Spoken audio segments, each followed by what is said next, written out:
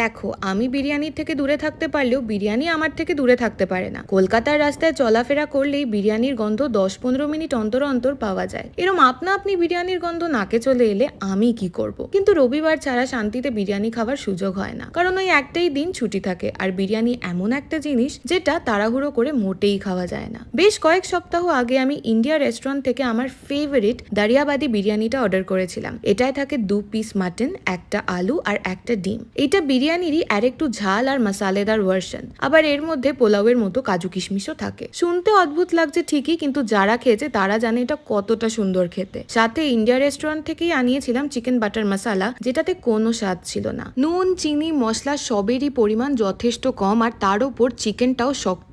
আপনজনের ফিশ ফ্রাইটাও বাদ যায়নি। কলকাতায় এই একটা দোকানের ফিশ ফ্রাই আমার সবচেয়ে ভালো লাগে। এখন শুধু রবিবারের অপেক্ষা, 1 প্লেট বিরিয়ানি আনিয়ে খেতেই হবে।